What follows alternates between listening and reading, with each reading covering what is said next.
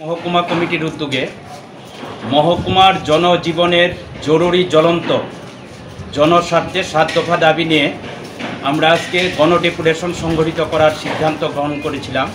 তার ভিত্তিতেই মহকুমা শাসকের নিকট আমরা এইমাত্র 7 দফা দাবিতে ডেপুটেশন সংগঠিত করি, স্মারকলিপি ওনার হাতে তুলে দিই।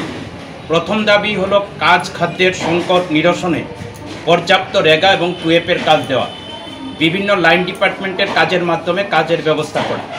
পূর্বতন বামফ্রন্ট সরকারের সময় ধারাবাহিকভাবে রেগা এবং টুয়েপের যে কাজ হতো, লাইন ডিপার্টমেন্টগুলির কাজের মাধ্যমে যে কাজের সুযোগ হতো, এটা প্রায় 6 মাস ধরে ব্যাপক আকার ধারণ করেছে। পাহাড়ে, গ্রামে, শহরে শ্রমজীবী মানুষের রোজগার নেই, তাতে জিনিসপত্রের অস্বাভাবিক দাম, তাতে খাদ্যের সংকট শুরু হয়েছে। এই দাবি আমরা প্রথম দাবিতে উত্থাপন করেছি। দ্বিতীয় দাবি, রেগা এবং টুয়েপের যে কাজ, তাতে দুর্নীতি আছে। যাই কিছু হয়, অল্প কাজ হয়, কাজ না করেও পেমেন্ট পাচ্ছেন, কাজের সুযোগ পাচ্ছেন না। যেহেতু বিরোধী দল করেন, তার অধিকার বঞ্চিত করা হয়েছে।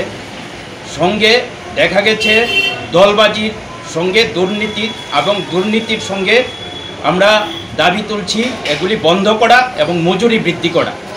জিনিসপত্রের দামের সঙ্গে আজকের রেগা এবং টুয়েপের যে মজুরি একেবারেই সাযুজ্যপূর্ণ না। 3 নম্বর দাবি আমরা উত্থাপন করেছি, জনবসতিতে অনেকগুলি জনবসতি পানীয় জলের তীব্র সংকট, পরিশুদ্ধ পরিশ্রুত পানীয় জল যেন পায়।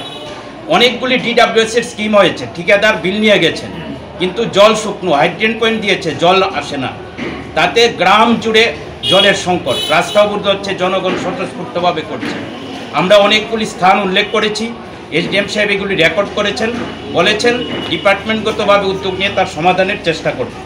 দাবি তুলেছি 4 নম্বর, বিদ্যুৎ পরিষেবা বেহাল অবস্থা। এটা শুধু কমলপুর না, গোটা রাজ্য জুড়ে ঝড় নেই, বৃষ্টি নেই, বিদ্যুৎ চলে যায়। আর ঝড় বৃষ্টি হলে 7 দিন 8 দিন এক নাগাড়ে বিদ্যুৎ থাকে না। এই জামতুমে কিছুদিন আগেও পথ অবরোধ হয়েছিল একই ইস্যুতে নিয়ে। তার জন্য আমরা চাই এটা রাজ্যব্যাপী উদ্যোগ গ্রহণ করুক, কমলপুরও যেন স্বাভাবিক বিদ্যুৎ পরিষেবা থাকে, তার জন্য উদ্যোগ সেখানে গ্রহণ করা। কারণ বিদ্যুতের উপর এখন পানীয় জল, জলসেচ, ছেলে মেয়েদের পড়াশোনা, মোবাইল সার্চ করা, সবগুলি বিষয় এখন তার সঙ্গে যুক্ত। 5 নম্বর, এরারপাড় থেকে আমবাসা। পূর্বতন বামফ্রন্ট সরকারের সময় DPR তৈরি করা হয়েছিল, ডাবল লেন করা। এই কাজ অনেক দেরিতে শুরু হয়েছে, কিন্তু এখন চলাচলের একেবারে অযোগ্য। তেমনি দুর্গাচমনি থেকে কচুছড়া চলাচলের অযোগ্য।